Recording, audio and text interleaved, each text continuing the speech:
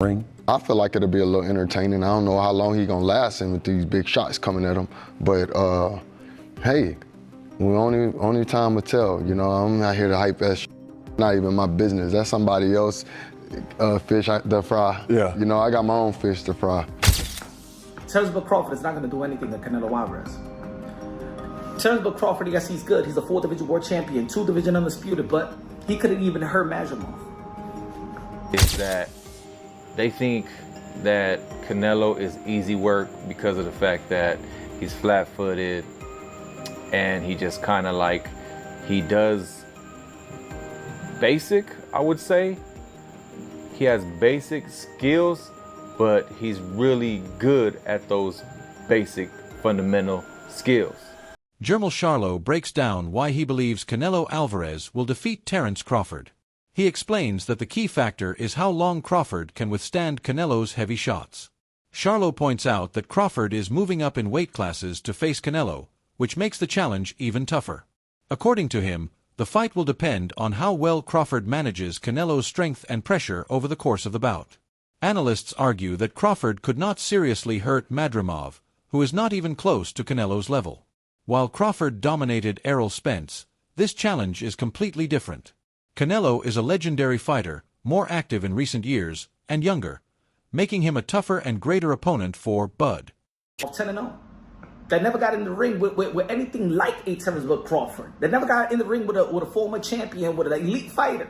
And he couldn't hurt Majimov. Canelo Alvarez is no Earl Spence, ladies and gentlemen. I know that some of y'all are hyped because what Terence Crawford did an incredible performance and an incredible job versus Earl the True Spence that was supposed to be the big fish, and he turned the big fish into tuna fish on your outline, on your local supermarket. But Canelo Alvarez is not Earl Spence, my brothers. Canelo Alvarez is not Amir Khan. Canelo Alvarez is not Kell Brook. Canelo Alvarez is not Gamboa. Canelo Alvarez is not Felix Diaz. Canelo Alvarez is not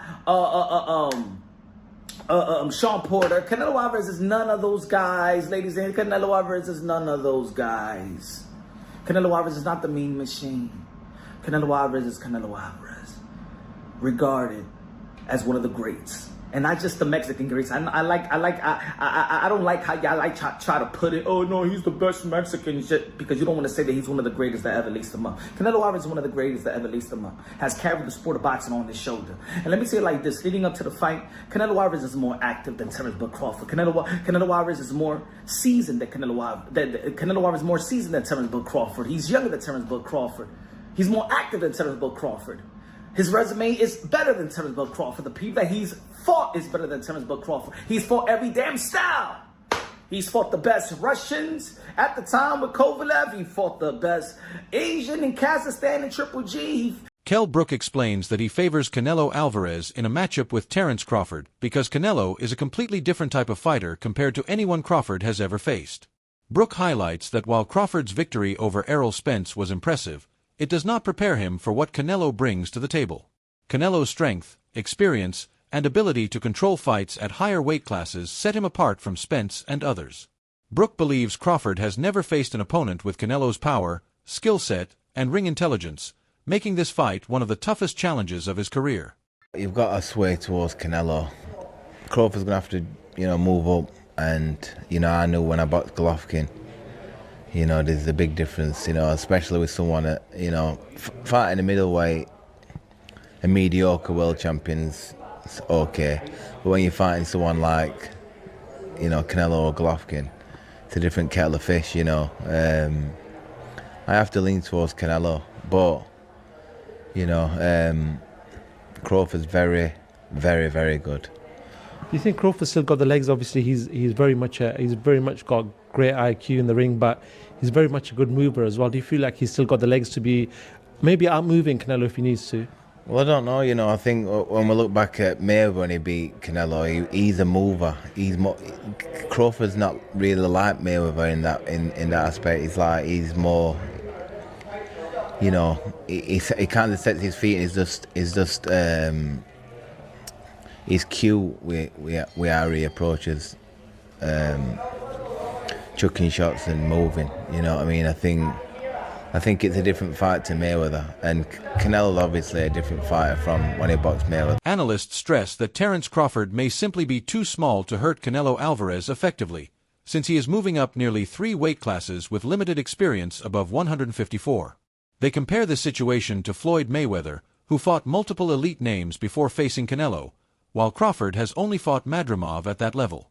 Gabe Rosado adds that when fighters are accustomed to opponents with real power at higher weights, shots from smaller divisions do not carry the same effect. This raises questions about how Crawford will handle Canelo's strength. I think that Crawford may be too small to really impact and hurt Canelo Alvarez. He's moving up pretty much 3 weight classes, which is exactly what I said.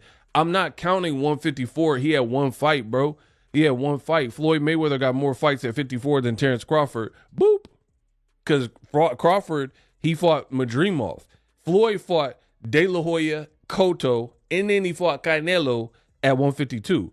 So you had an aging Floyd who fought more times at the higher weight class, and Bud looks to be a bigger dude than Floyd Mayweather, right? So when Floyd was 37, he moved to 52 and fought a much bigger Canelo. Crawford's 37.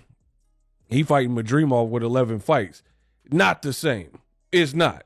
I don't care what y'all talking about. The Bud Buddy's just going to have to be mad at me because truth is truth. So that's a valid question. And again, I'll be glad when this fight's over. Put it that way. I don't care who wins. May the best man win. I hope it's a double knockout. I already told y'all. Just because I'm just over it, and I want to get back to some of the other fights. There's other fights that are interesting, and they make more sense. Like Brian Norman, Devin Haney. I'm interested in Yard versus Benavidez, etc. There's some fights we're hearing about, blah, blah, blah. So I'll be glad when this is over, to be 100% honest. There's more fights that actually fans have been requesting that matter, blah, blah, blah. But Rosado, he brought up a lot of good points. He was saying Crawford, he thinks he's too small. And he even gave his own personal experience. He said, I'm 180, 190 solid.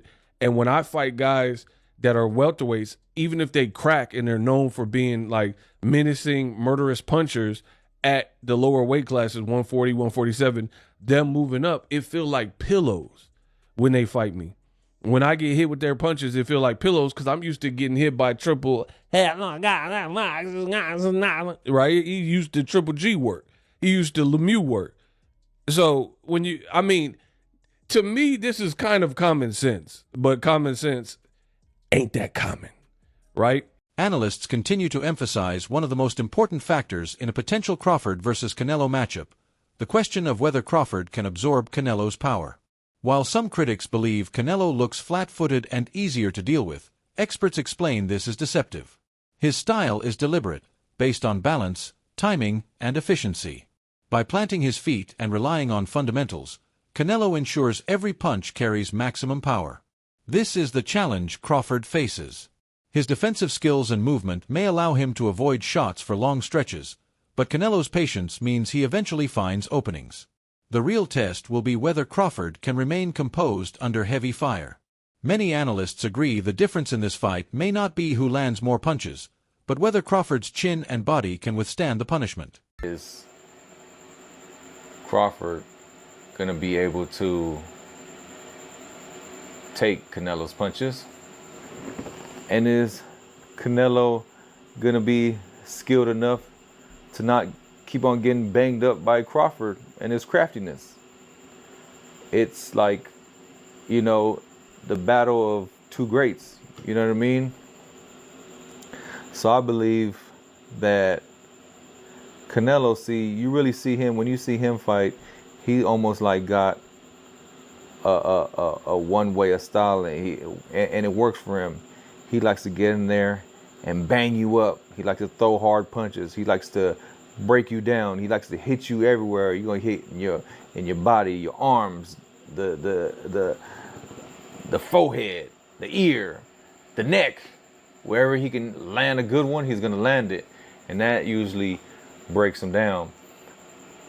So with some fighters, I see is that they think that Canelo is easy work because of the fact that he's flat-footed and he just kind of like, he does basic, I would say. He has basic skills, but he's really good at those basic fundamental skills. He does everything almost like perfect. But yeah, he's flat-footed, but you got to realize that he also has hell of a head movement and body movement. He understands, and he's perfected at rolling with the punch thing. The night Crawford fought Errol Spence is remembered as one of the most complete and dominant performances in boxing history. Crawford showcased every aspect of his skill set: speed, accuracy, timing, defense, and finishing ability. He dismantled a fighter once considered one of the best welterweights in the world, and made it look effortless. For many, it was the night Crawford secured his place among the greatest fighters of this generation. Now, his training partners insist he looks even sharper than he did for that fight. They note that his speed and reflexes remain elite, and his conditioning is at its peak. Despite being older, Crawford appears to have refined his approach and sharpened his focus. Those who've witnessed his preparation believe he is in the best form of his career, and that confidence could give him the edge against an opponent as dangerous as Canelo. Sharper than ever, more dangerous than ever, and most importantly, he looks like the greatest version of himself. Now, can we actually believe this? Can Terence Crawford at nearly 39 years old, with him being inactive, with him being heavier than ever, is it possible that the man will actually look better than ever? Now, let's think about it, ladies and gentlemen. When you're talking about someone like Terence Crawford or Canelo Alvarez, you're talking about the elite of the elite.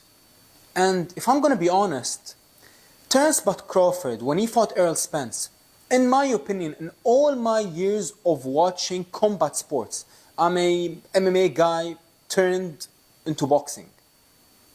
But I have never, ever, ever in my life watched an elite championship fight and had my jaw absolutely drop to the floor with the greatness that I witnessed. And that is the only way to describe what Terence Crawford did versus Errol Spence. In my opinion, that was the greatest performance in our lifetime. I mean, I can't go back to the old days. I'm not a historian. But as far as I'm concerned, that was the greatest performance I have ever seen in my life. And especially to who he did it to. Errol Spence, dangerous southpaw. At the time, I believe he was pound for pound number 3. And Terence Crawford absolutely annihilated him. Former middleweight champion Kelly Pavlik offered strategic insight on how Crawford could beat Canelo. His advice centers on the early rounds. According to Pavlik, Crawford cannot allow Canelo to dictate the tempo. Instead, he must use his footwork, combinations, and ring intelligence to force Canelo into working harder than usual. The strategy is simple. If Crawford can push Canelo to throw more punches, move his feet, and chase the fight, he can drain the Mexican champion's energy reserves. Canelo has shown signs of slowing in the later rounds of long battles, and Pavlik believes this is where Crawford's opportunity lies. By keeping the pressure high early, Crawford can limit Canelo's explosive power in the later rounds and possibly outpoint him, or even force a late stoppage. Stay in Canelo's ass a little early on, put Canelo behind, right? Even if it's 3 out of the first 4 rounds. Because when Canelo has to fight, okay, when Canelo has to step it up, after 7 rounds, he starts to fade a little bit. We've seen that with Bivol. We've seen it in a lot of his fights with Triple G. You know, when Canelo could control the fight and the ring generalship, like, yeah, he could fight 12 rounds pretty good.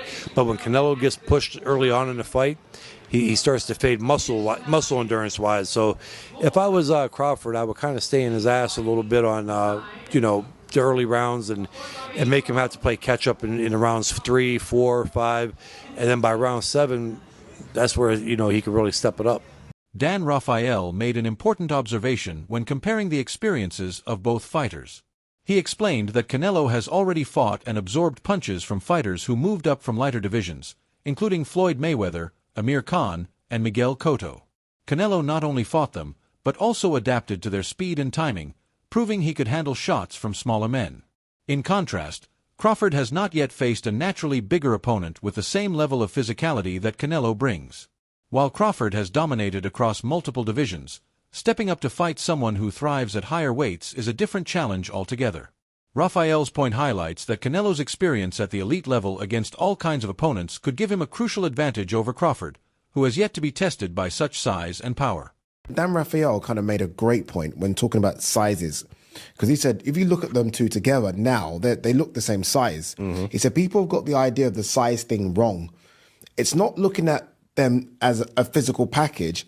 It's who has absorbed the bigger shots in the weight division. So, and it was good. It was a very good point. He was like, Canelo has been hit by light heavyweights and super middleweights for the best part of a decade. Basically. He's so used to taking those shots, whereas Crawford hasn't. Crawford's been hit by 140 guys and 147 guys for the best part of a decade. Yeah. What's Crawford going to be like? So basically, he's trying to say, Canelo could easily absorb Crawford shots. Can Crawford easily absorb Canelo's punches? If you're taking shots from Triple G, Sergei Kovalev, Dimitri Bivol, and you're staying on your feet, not getting hurt, not even getting wobbled, just literally shaking it off. Yeah. You can take Terence Crawford shots. 100%. Right. Mikey Garcia has been very straightforward in his prediction. He believes Canelo can seriously hurt Terence Crawford. Garcia argues that while Crawford is extremely skilled, his defensive abilities might not be enough to neutralize the sheer force of Canelo's punches. Garcia pointed out Canelo's body shots in particular, his devastating ability to wear down opponents with hooks to the ribs and uppercuts to the midsection. According to Garcia, Crawford is a brilliant technician, but brilliance only goes so far when faced with raw power at a higher weight. He sees the fight as extremely dangerous for Crawford, because once Canelo starts connecting with meaningful punches, the momentum could change instantly. What happens when he takes a shot from Canelo? One of those uppercuts from Munguia or those... He could get dropped, or he feels it enough to be like, fuck this, I'm boxing. And goes on the bicycle and turns southpaw for the rest of the night. And I wouldn't blame him either. Fuck it, you're gonna go in there and collect a fucking paycheck at that point. Right. You're not gonna go get hurt. Right. What good is it to get fucking 20, 30 million if you are fucking hurt physically, end up in the hospital and hurt just physically, life-changing, you don't want that shit. But you think Canelo could hurt him? It could be life-changing? Good, he's that big, fool. One punch could fucking knock him out bad enough to hurt his eye socket or detached retina. You never fucking know. Right. So no one wants that shit. Crawford said if he beats him, he's in the top 3 GOATs of all time. Oh, for sure. If Crawford beats Canelo, then for sure. Give him all the fucking props in the world, bro. And he actually does have a chance. It's not like he doesn't have a chance. Don't be too surprised if he fucking pulls it off in the decision. Antonio took a more optimistic view of Crawford's chances by focusing on his mental preparation. He explained that Crawford is known for visualizing his fights long before stepping into the ring. This means he already has an idea of the challenges Canelo presents and has mentally rehearsed how to deal with them. According to Antonio, Crawford's strength lies in his adaptability and intelligence. He has never relied only on physical advantages, but instead built his career on adjusting to opponents, breaking them down, and imposing his rhythm. In his view, this fight will not come down to weight, but to skill sets. Antonio believes if Crawford executes his game plan effectively, his versatility and boxing IQ could give him a real chance to neutralize Canelo's physical advantages. Terence got to be Terence, bro. He's a real deep thinker. He processed fights like nobody else. And he's processed this Canelo fight. He's seen it. He went through it 2 or 3 times already. He knows how this ends. You can tell the way he shadow boxes. He visualizing Canelo being right there in front of him. You understand? Look at the movement. That's all you got to do. Look at the movement. And that's the type of master boxer that Canelo is going to be facing. And the only thing I say is Canelo hasn't faced an opponent like this in a long time. You know what I mean? I think Canelo's going to have to go back to the Caleb Plant fight and look that good, that active, that, you feel me, moving with that type of grace to beat Terence Crawford. Because weight ain't going to make the difference. It ain't going to be the weight. It's going to be the skill set. That's it for today's video. Stay tuned.